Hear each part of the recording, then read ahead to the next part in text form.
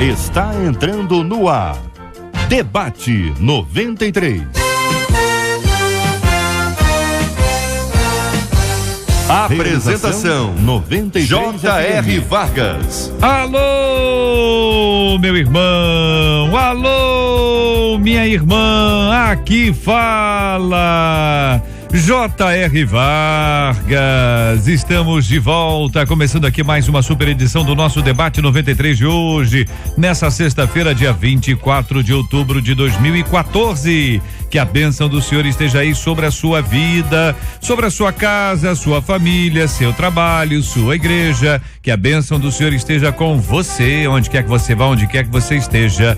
Receba o carinhoso abraço em nome de toda a nossa equipe que já está aqui a postos para te atender, para te receber, para te ouvir. Você liga, você fala com o Debate 93. Fale com o Debate 93. 2461-0093. E-mail debate@radio93.com.br. Facebook Rádio 93 FM. Site www.radio93.com.br.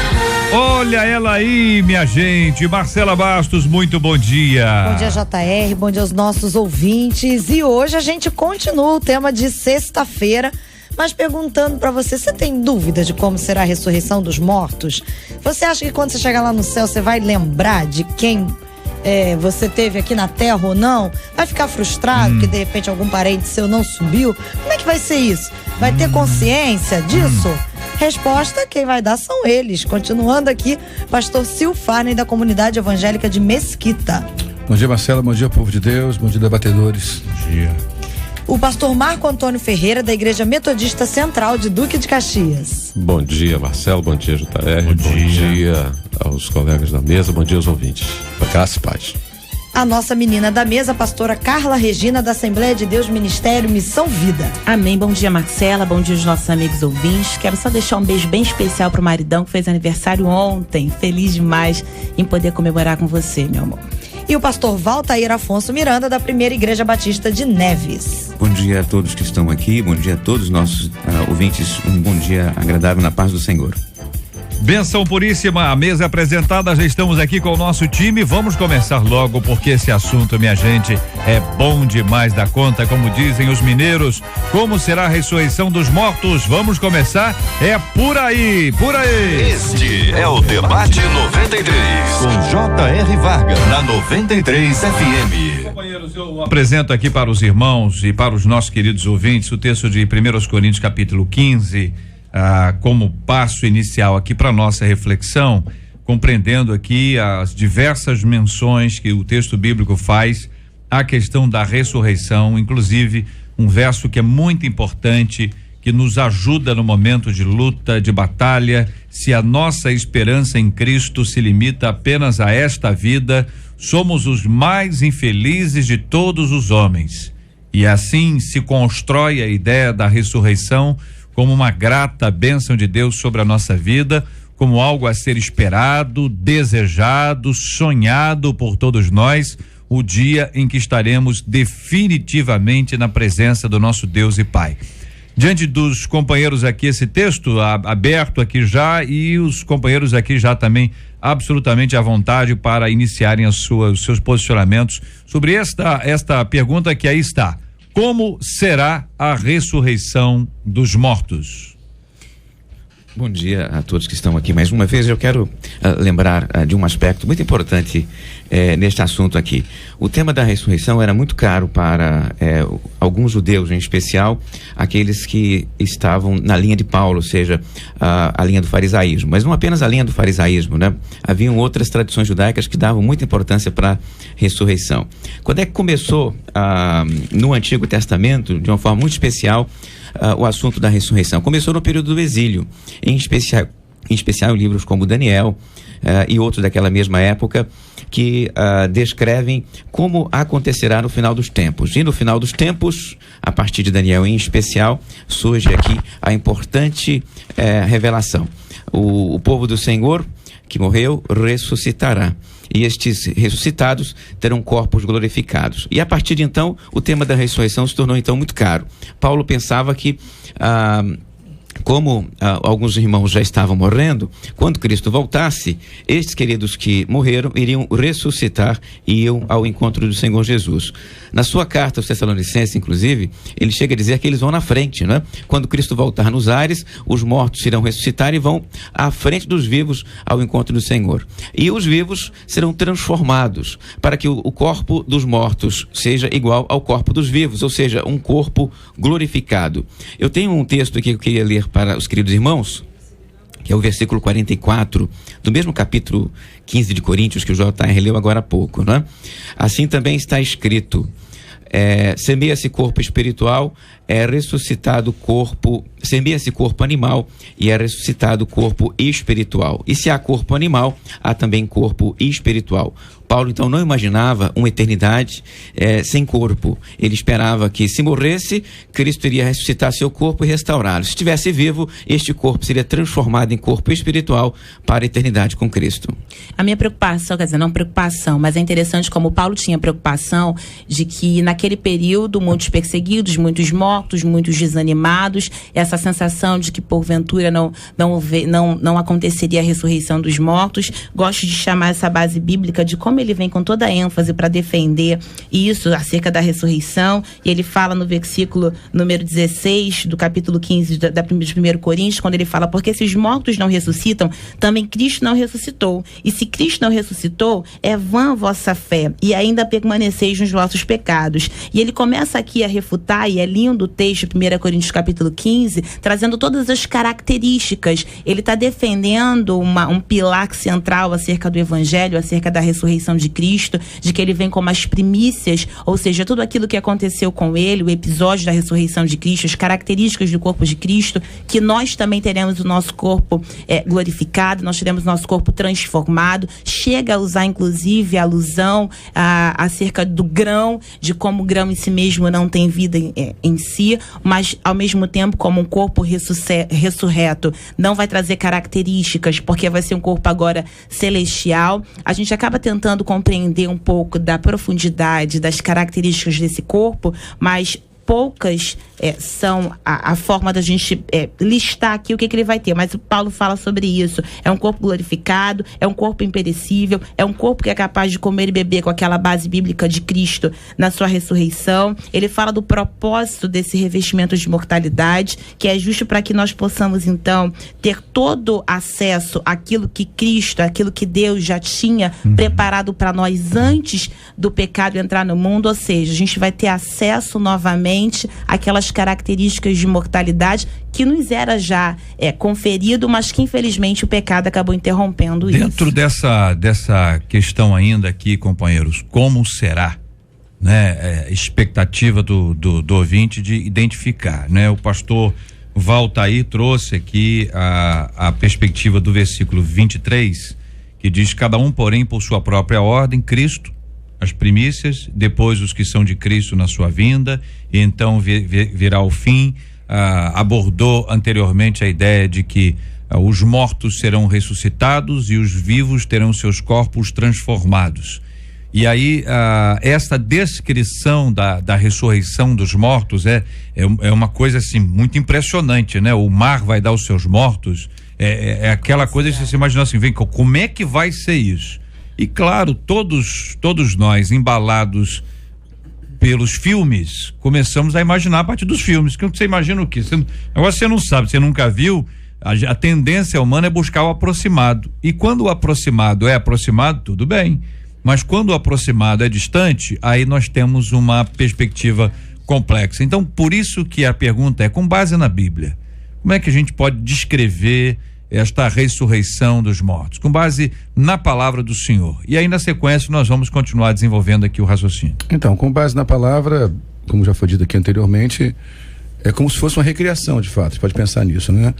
Acho que alguns falam, mas como é que pode um corpo ser transformado no arrebatamento? Como é que pode um corpo que já foi esfacelado, que foi para o mar e já deteriorou, não tem mais nada, ou milhares de anos, centenas de anos mortos, só tem os ossos, como é que volta?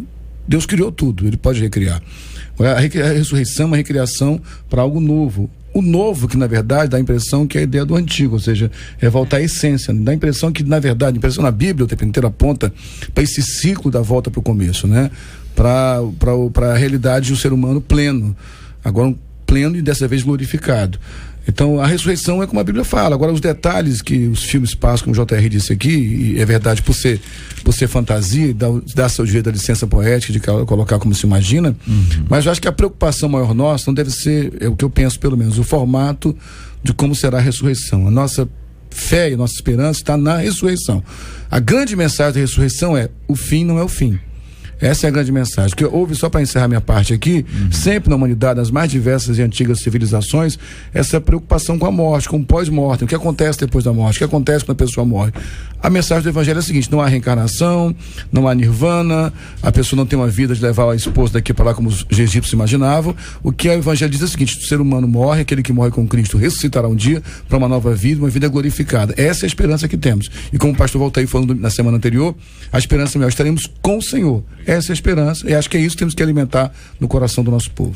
Eu acho que essa necessidade que a gente acaba tendo de compreender, a gente até usa alguns recursos teológicos que a gente chama de antropomorfismo, que é dar a Deus formas humanas, a antropopatia, que é dar a Deus sentimentos humanos, sempre com uma necessidade de compreender aquilo que a gente acaba não tendo uma noção exata do que é.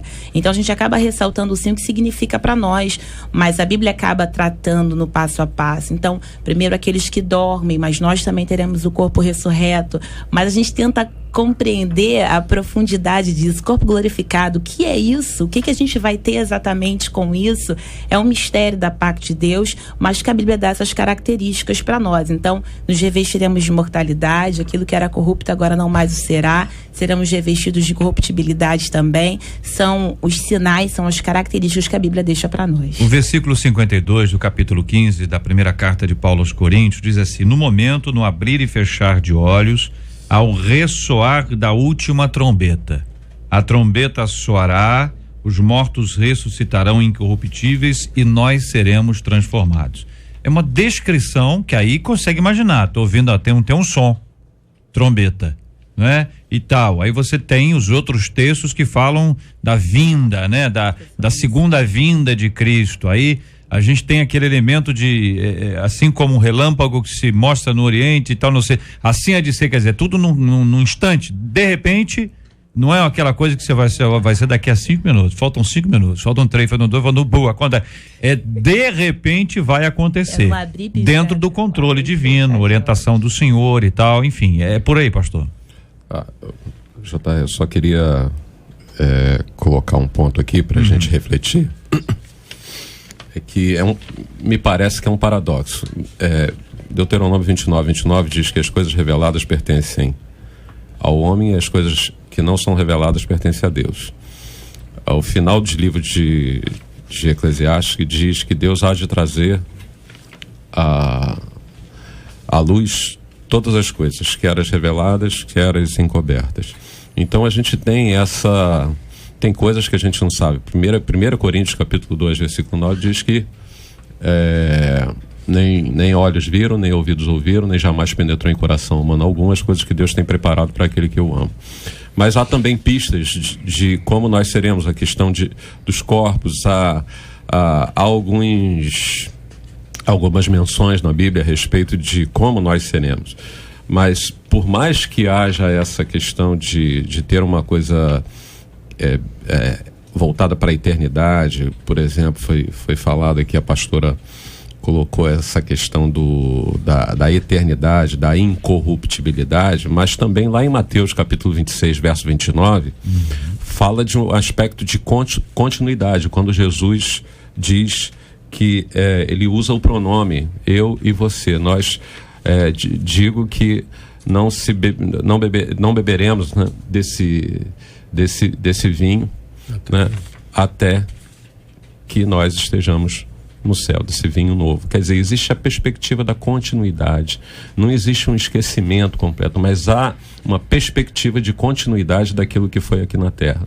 Uma outra questão que eu gostaria só de colocar, e aí talvez pode apimentar um pouquinho o nosso debate, é a questão de que muitas vezes a gente pensa muito no céu, mas na realidade a vida aqui na Terra é um filtro daquilo que a gente vai viver no céu, né?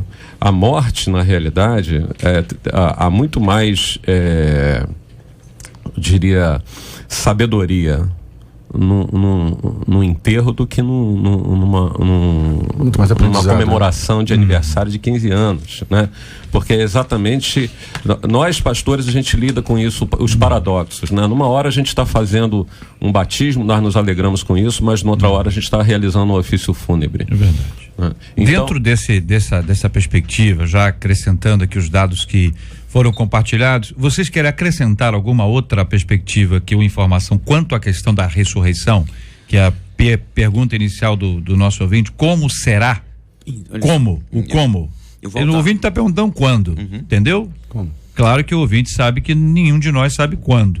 E o como, que ele está na expectativa de dizer, olha, eles têm a base bíblica ali, eles vão apresentar. Tem alguma outra que vocês queiram apresentar, que eventualmente ainda não foi? Eu retorno ao texto de Coríntios 15, que parece ser entre os textos de Paulo, o principal texto para tratar desse assunto. Leia o versículo 35. Alguém levanta uma pergunta para Paulo, e Paulo reproduz a pergunta aqui. O 35 diz assim: alguém dirá, como ressuscitam os mortos? E com que qualidade de corpo vem? Nós estamos percebendo que a pergunta do nosso ouvinte é a pergunta que faziam para Paulo, né? Só que Paulo responde logo no versículo 36, chama de insensato, né? Porque a pessoa que está perguntando lá estava duvidando. E eu imagino que a pessoa que está perguntando aqui não está duvidando, ela quer entender realmente. Então, a lógica é essa. Paulo lá chama a pessoa de insensato porque a pessoa está desqualificando a ressurreição, e Paulo diz, é insensato. E Paulo responde, o que tu semeias não é vivificado se primeiro não morrer. E no 38, ele dá uma pista para nós. Ele diz assim: Deus dá um corpo como lhe aprouve. Ou seja, a pergunta dessas pessoas sobre a ressurreição normalmente vem a partir de algumas coisas bem concretas à nossa volta. Tem gente que morre e é destruída pelo fogo. Tem gente que perde uma mão, um pé, um braço durante a sua vida. Tem gente que, por causa de enfermidades, tem amputações, né? Ou seja, o nosso corpo vai sendo destruído pela vida. A vida vai destruindo o nosso corpo aos poucos. A vida é desconfortável, o nosso corpo vai ficando para trás, né? Cicatrizes, marcas, pedaços, e assim vai, né? Então, se nós chegamos a uma vida longa, efetivamente chegamos lá adoecidos, marcados pela vida, tá? Então, veja, como será esse corpo após, no caso, a ressurreição? Só um pouquinho, pastorzão. Certo. Alguém quer acrescentar algo sobre a ressurreição antes de entrar na questão do corpo? Eu acho que tá sobre o advento, sobre o episódio, sobre o momento. Eu acho que tá muito tá tranquilo? Ok, para vocês ficarem à vontade aqui para poder eventualmente acrescentar. Vamos então retornar à questão do corpo. Então aí vem a ressurreição, né? A ressurreição, ela se dá em que termos? Na minha perspectiva, o principal modelo nosso, e o próprio Paulo diz aqui, né, que é segundo Cristo. Cristo é o primeiro, ele chama Cristo de primícia, significa que é o primeiro, e a nossa ressurreição é nos moldes da ressurreição de Jesus. É por isso que ele relaciona a nossa com a de Jesus. Quem não admite a nossa também duvida da de Jesus, e Paulo logo liga as duas para dizer, não pode acreditar numa e duvidar da outra, né? Cristo ressuscitou, nós também vamos ressuscitar, então, nos moldes dele. E eu lembro de Jesus, do corpo de Jesus. É um corpo diferente do corpo que ele tinha enquanto ele andava com os discípulos. Você nota, por exemplo, que Maria, quando encontrou Jesus lá no cemitério, não reconheceu Jesus até que ele abriu a boca. Quando ele perguntou alguma coisa para ela, ela disse Rabone. Ela reconheceu pela voz, reconheceu pela maneira como ele falou com ela. No caminho de Emaús, andou com eles durante algumas horas. Somente no momento em que ele parte o pão, eles reconhecem Jesus. Porque o corpo dele agora está diferente. Está diferente de que sentido? Antes era um corpo marcado pela enfermidade, marcado pela vida dura do ministério, um corpo moído, sofrido. E quando esse corpo ressuscita, esse corpo está em glória, não tem mais deficiência alguma, não tem mais carência nenhuma. Então veja, se Jesus andava encurvado, agora não anda mais. Se Jesus tinha, de repente, cabelos brancos, agora tem os cabelos restaurados, à flor da juventude. E se efetivamente ele tem o cabelo branco, como aparece em alguns textos apocalípticos, é para indicar a sua sabedoria. A cor do cabelo, num texto apocalíptico, cabelos brancos, é para indicar que ele é sábio. Então, veja que o corpo de Jesus agora está diferente porque está glorificado, sem imperfeição nenhuma. E então eu volto aqui à questão de como será a nossa ressurreição. Os membros que perdemos voltarão. A saúde que nós perdemos será restaurada. Este corpo não terá nenhuma deficiência. Pode pensar, meu querido ouvinte, em nenhuma deficiência do seu corpo aqui agora. Você tem miopia? Não terá naquele momento. Perdeu algum órgão? Terá esse órgão restaurado. Meu corpo foi destruído pelo fogo? Será restaurado. Mas como será restaurado? Deus é que promoverá esta restauração. Pensa, por exemplo, nestes que se perdem no mar e são devorados pelos peixes. Como Deus vai fazer isso? Deixe isso nas mãos de Deus. É Deus que vai fazer. Eu não tenho condição de fazer, você não tem condição de fazer. Os humanos, nós não conseguimos restaurar os corpos que se perdem no mar. Deus vai restaurar. Como é Deus que vai fazer? É Ele que pode. Assim como Ele forma no vento, como formou do barro, da mesma forma. Exatamente. Então, mas a ideia do texto é que nós teremos nossos corpos restaurados, corpos perfeitos, corpos glorificados. Esta é a palavra do Senhor. Agora, quando o senhor fala, pastor, de restaurado, dá a impressão de que voltará a ser como era antes, ou voltará a ser no seu estado original. É o meu entendimento. Está falando do estado original e não estado atual para quem está vivo hoje. A transformação a partir de uma perspectiva original, num corpo glorificado. Aí a preocupação eu serei como eu terei a mesma cara, caramba, tô esse tempo todo com essa mesma cara, lá no céu vou ter essa mesma cara também, não dá para mudar, entendeu? Então, essa restauração não é a restauração, pergunto eu, é a restauração ao que o meu modelo original, o que eu sou originalmente, ou ao modelo original que Deus estabeleceu aí a partir de um corpo incorruptível? Certo, Deus tinha um modelo, Deus tinha um projeto para nós. O pecado, ele perverte esse projeto. A vida nos rouba aquilo que Deus tinha para nós. Então, eu queria que o meu ouvinte pensasse nesse momento, por exemplo, nas circunstâncias mais comuns da vida. Ele não comeu como ele deveria comer. Ele não teve acesso às coisas saudáveis como ele deveria ter. Então, ele tem carências no seu corpo, tem deficiências no seu corpo, tem enfermidade no seu corpo. Essas coisas todas não estavam no projeto original de Deus. Pensa no Éden.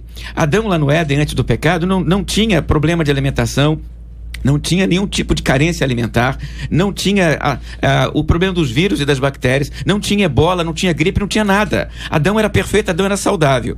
Nós não somos. Nós somos carregados de problemas e a nossa vida, enquanto passa, vai nos enchendo deles. Então, aquilo que eu chamo de corpo restaurado, corpo glorificado, é esse corpo como estava no projeto de Deus se não houvesse o pecado. Eu quero até acrescentar a base bíblica para isso, versículo 37 do capítulo 15 de Coríntios, quando ele fala, primeiro diz no versículo 36, o que tu semeias não é vivificado se primeiro não morrer. E quando semeias, não semeias o corpo que há de nascer, mas o simples grão, como de trigo ou de outra qualquer semente. Mas Deus dá-lhe o corpo como quer, e a cada semente o seu próprio corpo. Aí avançando, versículo 42 e 43, ele diz, olha, assim também a ressurreição dos mortos. Semeia-se o corpo em corrupção, mas ressuscitará em incorrupção. Semeia-se em ignomínia, ressuscitará em glória. Semeia-se em fraqueza, mas ressuscitará com vigor. Ou seja, eu creio até que reconhecível será, só que não tem como para nós, numa limitação humana, compreender o que ele tinha para nós no projeto original. Então eu acredito que por mais reconhecível que seja, e volto a falar, nossa mente humana acaba sendo muito limitada para isso, mas nós teremos um corpo, né, então considerando isso aí, quero ouvi-los aqui, considerando essa possibilidade desse corpo transformado e restaurado a um modelo original, não se pode ter uma perspectiva de que ele será identificado a partir do visual. Ou seja, Mateus 17 diz que sim, quando houve a transfiguração, Elias, Moisés, eles foram reconhecidos. Por quem? Mas eles não conheciam. Como é que eles sabiam? Pois é, mas como é que eles sabiam que era Moisés e Elias pelo ponto de vista físico? O Pedro fala isso. Pois é, mas como é que Pedro sabia do ponto de vista físico? Não conhecia ele fisicamente. Pois mas eu volto a dizer aqui a questão da continuidade. Quando Maria, lá em João capítulo 20, verso 16, que Jesus foi reconhecido ainda que tivesse alguma diferença, né? Então a gente fala, a semelhança de Jesus, né, como já foi citado aqui, a primícia dos que dormem, o primogênito de toda da ressurreição, nós teremos um corpo semelhante. Agora, acredito ainda da questão de corpo glorificado, que Jesus ainda diz, não me toque porque ainda vou para o Pai, eu diria um corpo intermediário, Né? Até que haja a glorificação plena na ressurreição dos mortos. Eu penso assim, isso é muito contraditório e realmente não é fácil entender, porque você olha para o Apocalipse, né, quando ele aparece para João daquela forma que o pastor Altair citou, cabelos brancos, olhos como chama de fogo, nada lembrava o filho de José e Maria, e João reconheceu que era o Cristo, que era o Messias, né, que era o Senhor, na verdade. Havia uma forma de reconhecer que não fosse a física. Eu acho, honestamente falando, que pode parecer muito simplório o que eu vou dizer, e nada muito teológico. Se eu vou ficar parecido com o Brad Pitt ou com o Tiririca, isso pouco me importa, cara. Eu quero estar com o Senhor. O senhor tá querendo parecer com quem? Não entendi. Se eu vou parecer com o Brad Pitt ou com o Tiririca... Não, eu ouvi a frase, eu tô querendo saber, o senhor tá querendo parecer com quem? Com Cristo. Com Cristo. O senhor não citou quem? Citou Tiririca ou Brad Pitt, velho. Tá tendo opção. Isso pouco me importa, eu quero parecer com Cristo. Não, sim, pastor, mas eu entendi. O senhor quer estar no céu, eu entendi. Só para deixar claro, não tô menosprezando a elaboração que eu tô, por favor, não entendam mal, não. Eu quero apresentar outro contraponto aqui, um terceiro viés do seguinte: é importante, a discussão é válida, mas eu acho que a gente pode se perder, o ouvinte pode se perder. Eu quero, por favor, me entendam, e não me entendam mal os meus colegas da mesa aqui, por favor, sem nenhum tom de arrogância. Eu acho que a gente pode gastar um tempo com elucubrações de coisas que, honestamente, não são tão relevantes. O importante é que ele vai nos dar o corpo que ele quer dar. Certo, e que esse corpo será glorificado e que nós estaremos com ele eternamente. Será um corpo incorruptível. A semelhança física, agora eu acho, só para fechar a minha fala, JR, o que você disse, haverá uma forma de reconhecer, e não será necessariamente a cognição que temos hoje, porque, como você disse muito bem, Pedro e João não conheciam Elias e Moisés, como João não conhecia Jesus da forma que ele apareceu. A cognição que teremos no céu será outra cognição. Aí eu creio que a cognição antes da queda, e talvez o Adão, lá do Gênesis, que é a humanidade, seja o protótipo, a revelação inicial do que Deus quis para nós. Pastor Silvano, o senhor não precisa se desculpar por isso. O senhor tem toda a liberdade de expressão e todos nós o conhecemos muito bem, sabemos da sua profundidade de reflexão e das suas contribuições nesse e outros assuntos sobre esse tema que está aqui. A questão que está aqui é o seguinte: quando o ouvinte pergunta, a gente tem que dar o máximo. Lógico. Evidentemente, o ouvinte entende que a gente pode dizer assim, esse texto indica isso, esse indica isso, mas nós não fomos lá ainda. Tá certo? E você não tem uma construção substancial, como nós estamos falando aqui. Haverá ressurreição. Pronto. Sim. Haverá ressurreição. E vai ser assim, ó, primeiro esse, depois esse. Nós podemos dizer. Agora, quando? Ninguém perguntou quando. Quando não dá. Como é que serão esses copos? Vai ser assim. Mas nós vamos nos reconhecer, aí nós temos as teses. Aí é o seguinte, olha, Elias, Moisés, mas como é que tá? Mas reconheceu de alguma forma. Aí o outro chega e diz assim, vem cá, onde é que estava Elias e Moisés? Há uma base bíblica. Não, peraí. Onde é que estavam Elias e Moisés? Entre lá, entendeu? Entre o antes e aquele instante, e entre aquele instante e esse instante. Entendeu? Outra. Já que entramos, né? Vamos para a pesquisa 93, Marcelo, prepara aí. A outra é o seguinte, onde é que estava Lázaro? Entre a sua morte e aquela ressurreição sobre a qual o Evangelho de João conta, narra e descreve. Então, vamos tentar responder isso aí, voltamos já no debate 93. Você ouve Debate 93 com J.R. Vargas. Vem com a 93. Pesquisa 93. Ô Marcela, nós queremos a sua opinião sobre a pesquisa 93 de hoje. Então tá bom. A pesquisa hoje é simples e é só pra gente apontar aí dados. Se você tem muitas dúvidas de como será a vida após a morte, por telefone 75% dos nossos ouvintes falam que tem sim, e no nosso site 68% deles também tem. Muito obrigado, queridos ouvintes, obrigado, Marcela. Voltamos aqui ao nosso debate 93 de hoje, minha gente, aqui nesse aspecto que é uma das perguntas que faz o nosso ouvinte, né? Como iremos lidar com a frustração de não vermos salvos aqueles que amamos? Parte do pressuposto do ouvinte de que haverá uma identificação, parte do pressuposto de que nós vamos nos conhecer, não é isso? Aí surgiu aqui o texto do Monte da Transfiguração, a figura de Elias e a figura de Moisés identificados ali. Então, surgiu aqui também, já para a gente poder esclarecer também esse outro aspecto, onde é que eles estavam. Já sabemos o que eles representam. E talvez isso amenize bastante a dúvida, porque se eles representavam a lei e os profetas apontam para Cristo, se cumprem em Cristo, nós temos uma explicação teológica satisfatória para a maioria. Não sei o que pensam os irmãos. E aí, o outro aspecto é a questão de Lázaro. Onde é que estava Lázaro entre lá e cá? O cá é onde ele estava lá, né, em João? Esse texto de transfiguração, inclusive, até alguns usam para tentar encontrar um argumento para a questão da comunicação com mortos, inclusive, né? Porque está ali Jesus, que está vivo, com Elias e Moisés que estão mortos, então como é que Jesus falaria com mortos e tal? Quando eu penso nesse texto, eu penso, na verdade, em algo muito misterioso que eu vi, que na verdade o temporal e o eterno se encontraram ali, né? Na verdade, Jesus, Elias e Moisés estão no eterno, aquilo que é atemporal.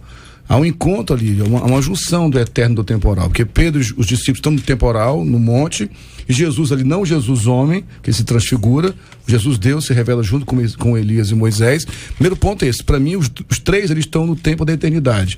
Na eternidade, como é que eu vou calcular onde cada um está? O eterno é eterno, o eterno está ligado a Cronos, né? Kairos. Esse é um encontro que não dá para juntar as duas coisas. Eu queria acrescentar aqui as palavras dos colegas, que realmente nós estamos tratando aqui de assuntos de grande complexidade, né? Realmente há temas na Bíblia que deveriam consumir-nos mais, etc. Mas eu não creio que haja alguma dificuldade em refletir sobre isso, não, pastor. Eu acho que é possível refletir sobre essas questões, mesmo complexas, né? Não há impedimentos, é só entender que são níveis diferentes de reflexões. Uma reflexão, por exemplo, seria sobre o caminho da salvação. Aí, querer ter o caminho da salvação pela graça, pela fé e ponto, né? Então nós temos um nível de reflexão sobre a salvação. Este tipo de reflexão que estamos fazendo aqui é de outra natureza.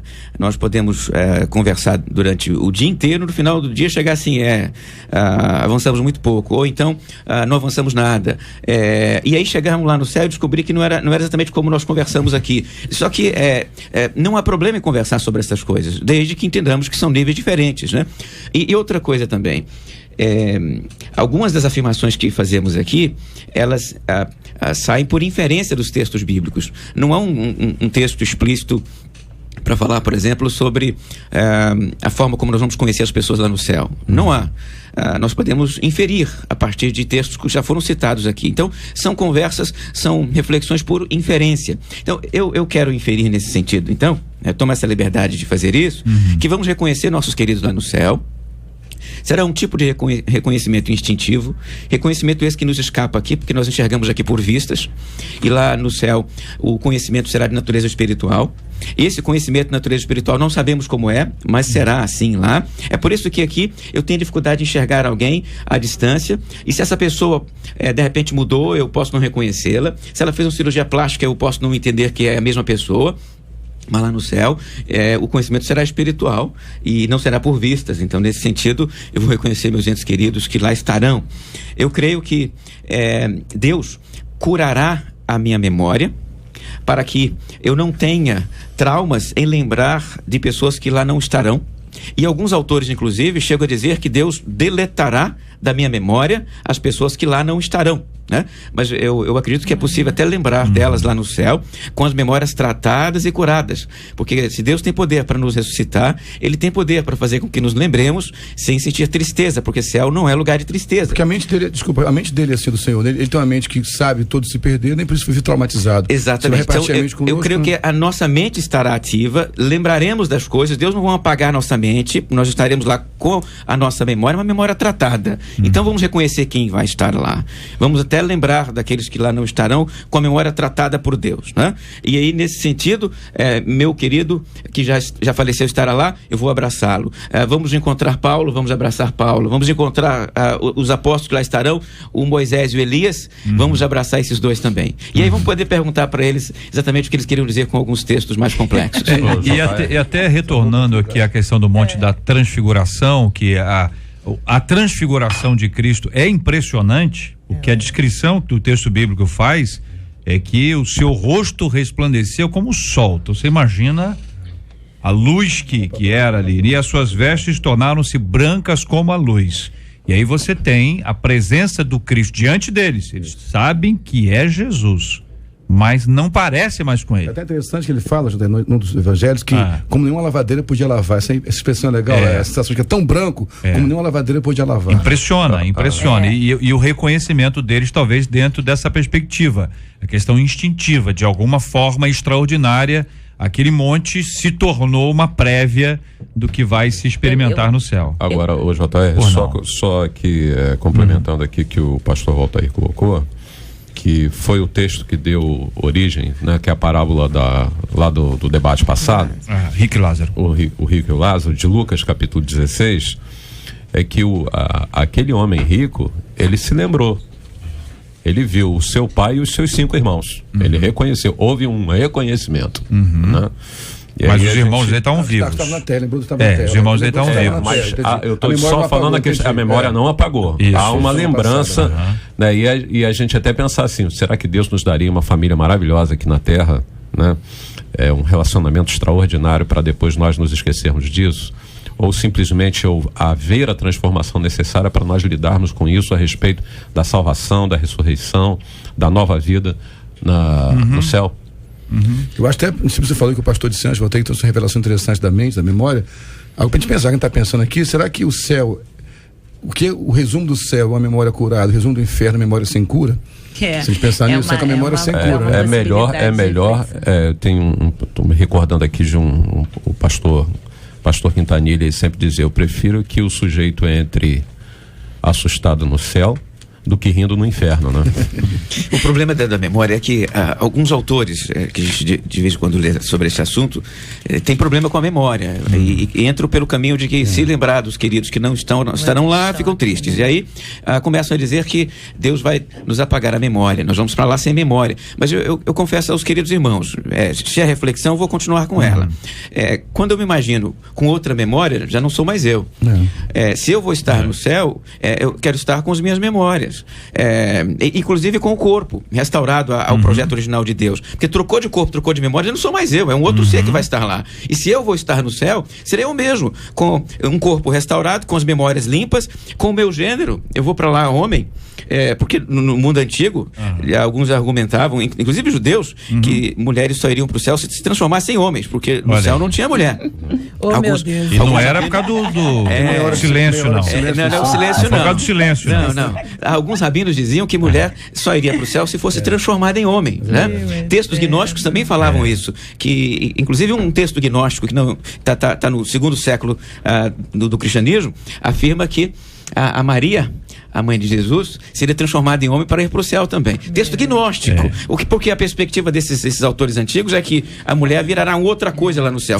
São referências de linhas teológicas que o pastor está apresentando, como as várias que tratam sobre esse assunto. Então, mas o que eu estou dizendo para o meu ouvinte é o seguinte, eu vou estar lá com o meu gênero, eu vou estar lá com o meu corpo restaurado, com a minha memória, não vou virar outra coisa lá no céu, não vou perder o gênero lá no céu. Alguns falam em perder gênero. Agora, companheiros, quando os saduceus vão vão apertar, vão inquirir Cristo quanto à questão da ressurreição e quanto àquela história, viúva. Aquela viúva não é brincadeira, não, hein?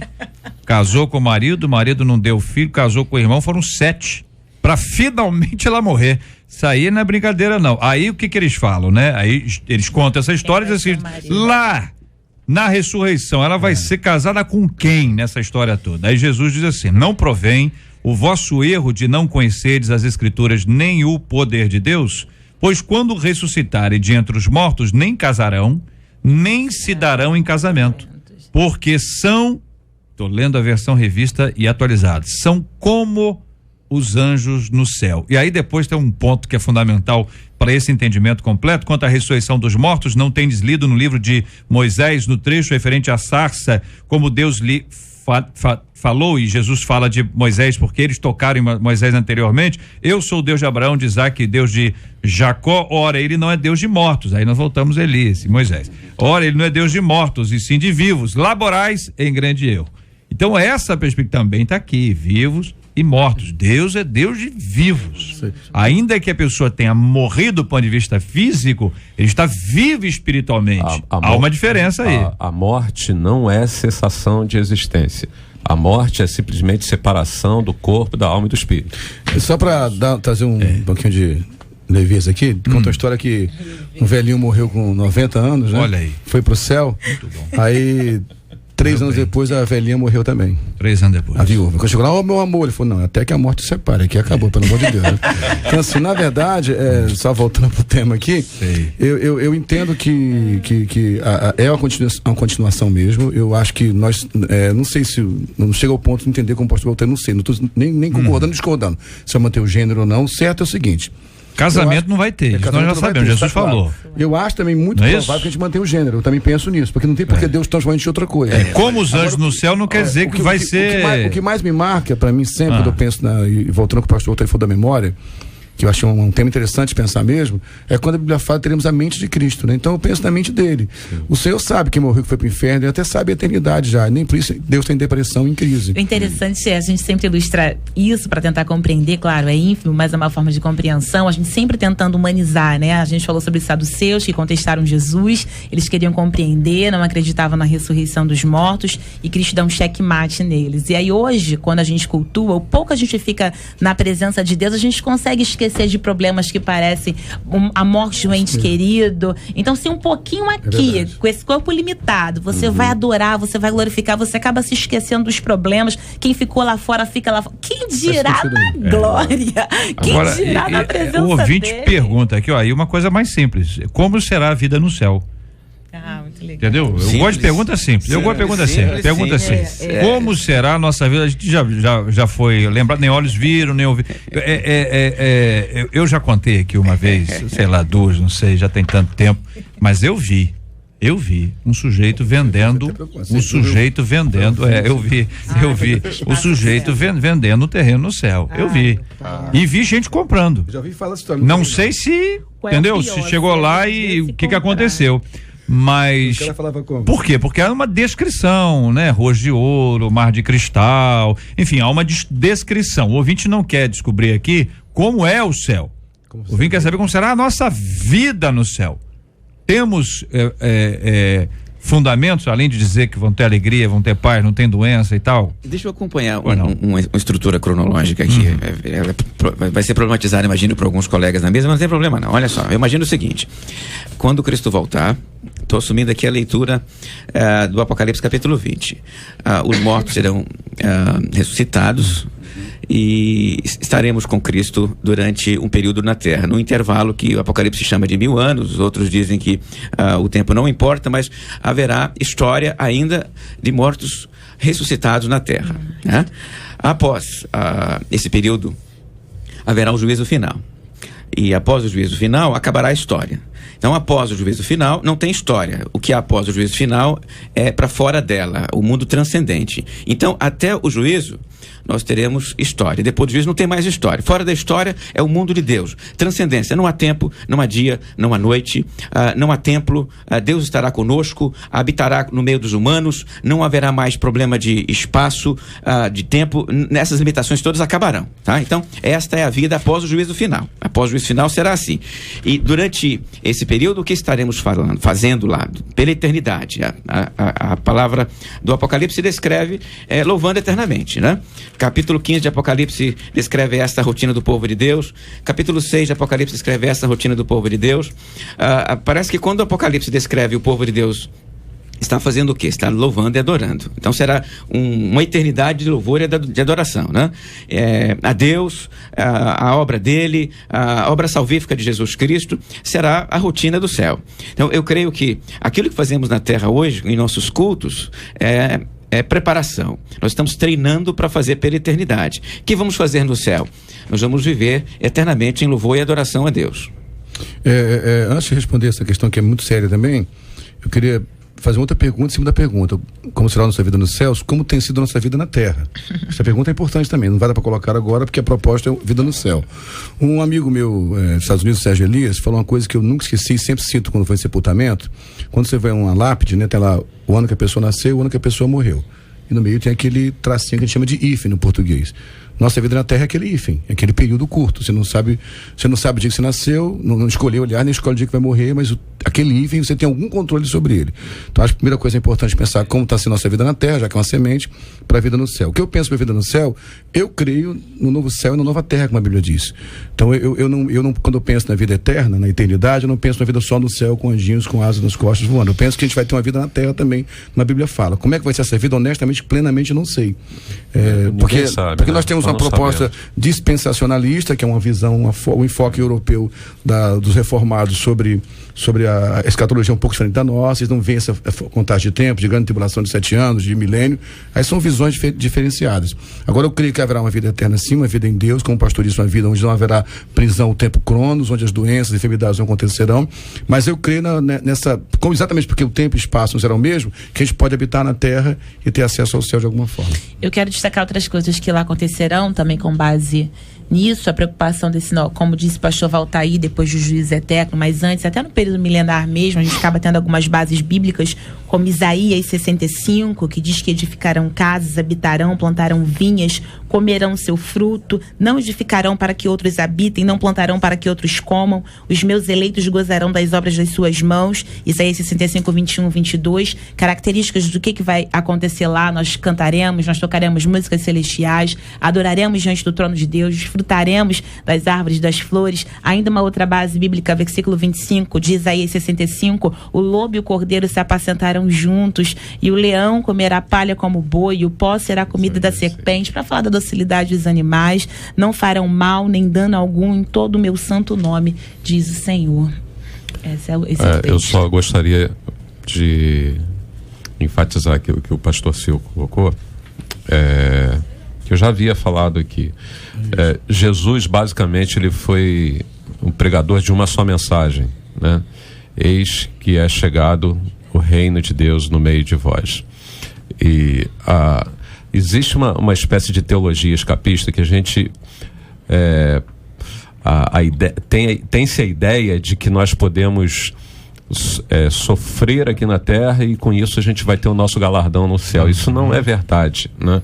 Porque na realidade, no propósito de Deus, Deus nunca quis levar a terra para o céu, mas sim o céu para a terra, né? A terra ele deu aos homens, né? O céu é lugar da habitação de Deus, né? Existe essa perspectiva do céu, da habitação de Deus, estarmos com Deus, né? Num corpo glorificado. Nós já discutimos isso aqui, mas entender a vida aqui na terra como um filtro, né? Não adianta pensar no céu sem entender a terra. Aliás, o texto que foi citado aqui por você, JR, em 1 Coríntios capítulo 15, verso 19, aparece essa palavra infeliz, que ela só aparece duas vezes na Bíblia. Ela aparece em 1 Coríntios capítulo 15, verso 19, e Apocalipse capítulo 3, verso 17. Essa palavra infeliz ou infelizes, né?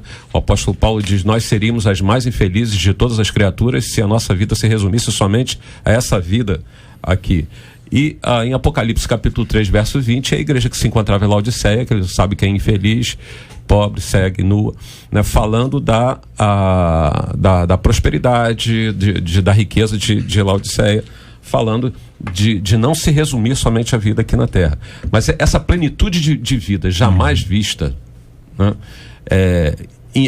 Inalcançável para nós, com a nossa limitação. Nós temos pistas do que vai ser, nós já discutimos isso, mas é muito importante a gente entender que essa realidade, né, de abundância, ela já pode ser percebida aqui na terra, porque esse sempre foi o desejo de Deus. Jesus veio restaurar esse tipo de pensamento, quando ele diz: eis que é chegado o reino de Deus até vós. Vocês procuram o reino de Deus aqui, ali e acolá, mas em verdade vos digo que o reino de Deus está dentro de vós. Muito bem, a partir dessa perspectiva que foi aqui apresentada, você imagina o seguinte: você tem alguém te apresenta uma possibilidade de uma viagem maravilhosa, e a pessoa te descreve a viagem, e você diz: meu Deus do céu, que lugar lindo. Que lugar extraordinário, uma viagem sensacional, o lugar é maravilhoso, você já sabe tudo sobre o lugar, que o lugar é assim, o lugar é desse jeito, e aí você resolve perguntar uma coisa muito importante: como é que eu faço para chegar lá? Porque agora já tenho uma perspectiva, já sei como é que é o lugar, eu quero. Eu quero ir para lá, né? E aí a gente volta sempre ao nosso ponto central, aquilo que Deus faz na nossa vida. Vou ler aqui Efésios 2. Ele vos deu vida, estando vós mortos nos vossos delitos e pecados, nos quais andastes outrora segundo o curso deste mundo, segundo o príncipe da potestade do ar, do espírito que agora atua nos filhos da desobediência, entre os quais também todos nós andamos outrora, segundo as inclinações da nossa carne, fazendo a vontade da carne e dos pensamentos, e éramos por natureza filhos da ira, como também os demais. Mas Deus, sendo rico em misericórdia, por causa do grande amor com que nos amou, e estando nós mortos em nossos delitos, nos deu vida juntamente com Cristo. Pela graça sois salvos. E juntamente com ele nos ressuscitou e nos fez assentar nos lugares celestiais em Cristo Jesus, para mostrar nos séculos vindouros a suprema riqueza da sua graça em bondade para conosco em Cristo Jesus. Porque pela graça sois salvos mediante a fé. Isso não vem de vós, é dom de Deus, não de obras, para que ninguém se glorie. Pois somos feitura dele, criados em Cristo Jesus para boas obras, as quais Deus de antemão preparou para que andássemos nelas. Esta é a palavra de Deus para o coração de todos nós. Como é que eu faço? Ele já fez. A obra que tinha que ser feita já foi realizada pelo Senhor Jesus Cristo na cruz. E nós temos uma resposta, nós temos uma atitude, nós temos uma entrega, nós temos um convite estabelecido, nós temos uma oportunidade aberta. Afinal de contas, o Mestre nos chama, ele nos convida a vivermos na presença dele, desfrutando não apenas no céu, mas na terra, de um tempo precioso marcado pela doce presença daquele que com suavidade e mansidão nos chama. Manso e suave, Jesus convidando, chama por ti e por mim. Eis que ele a porta te espera, velando, vela por ti e por mim.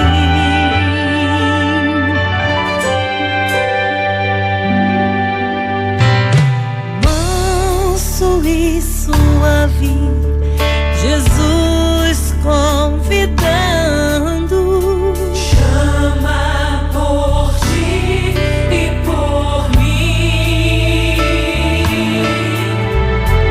Eis que ele a porta te espera, velando, vela por ti e por mim. Vem já, alma cansada, vem já, manso e suave, Jesus convidando, chama o pecador, vem. O seu fruto será para toda a nação. Pesquisa 93. 75% dos nossos ouvintes por telefone, 69% deles no site, informam pra gente que tem muitas dúvidas, sim, de como será a vida após a morte. Muito obrigado, queridos ouvintes. Foi muito bom tratar sobre esse assunto para responder exatamente as inquietações dos nossos amados ouvintes sobre esse tema e tantos outros temas aí afeitos à nossa vida espiritual, ao que nos ensina a palavra de Deus e, sobretudo, que deve nos estimular a estudar. Vai para a escola bíblica, meu irmão. Vamos estudar. Vamos mergulhar na palavra do nosso Deus e Pai. E tem gente que diz que eu não vou na escola bíblica, não vou, eu pego aqui no Google. Rapaz, no Google você pega até febre, no Google você pega até gripe. Cuidado com isso, vai para a escola bíblica, estuda lá com quem você conhece, mergulha na palavra, tem coisa boa de Deus para sua vida lá na sua igreja. Seja uma pessoa fiel e comprometida com a casa do Senhor. Como a nuvem 93. Chegou a nossa hora. Estamos juntos no Debate 93. A JR diz aqui, uma de nossas queridas ouvintes: quando comecei a namorar o meu marido, ele era líder de jovens. Sim. Ainda no namoro eu disse a ele que não queria ser esposa de um líder.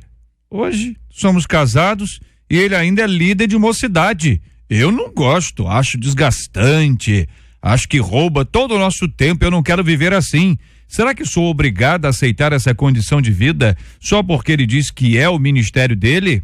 A vontade do cônjuge não deve ser levada em consideração no que diz respeito a ministérios e cargos? Por outro lado, nós perguntamos: existe julgo desigual no que diz respeito a ministério? O que acontece quando uma pessoa que tem ministério casa com alguém que não tem ministério?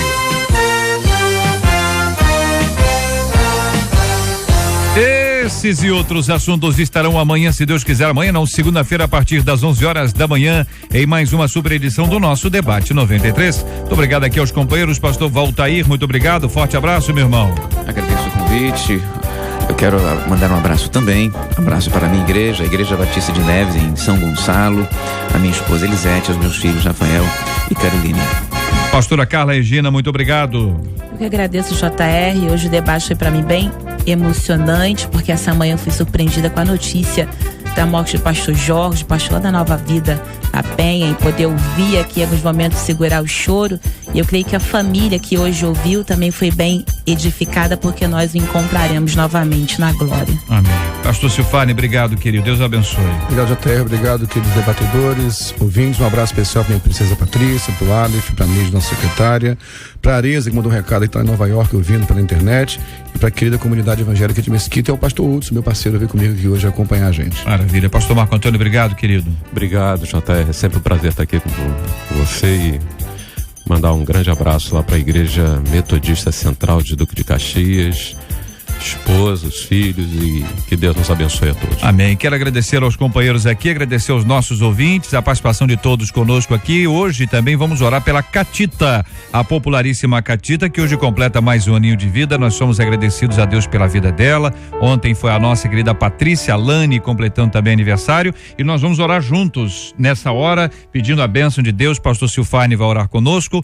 Apresentaremos também a nossa oração pela cura dos enfermos e pelo consolo aos corações enlutados, em nome de Jesus. Obrigado, Senhor, por esse tempo juntos aqui. Queremos nessa hora orar por pessoas de forma específica, pela Kátia, que completou mais um ano de vida hoje. Eu oro pela família do pastor Jorge, que está sofrendo a dor da perda. Oro para aqueles que estão enlutados nessa hora, pelos que estão enfermos, Senhor, para que a tua mão de cura os alcance. Oro por aqueles também que estão angustiados nessa vida, sem perspectiva da eternidade. Que a tua graça os alcance e que o Senhor os abençoe a todos. Em nome de Jesus oramos. Amém.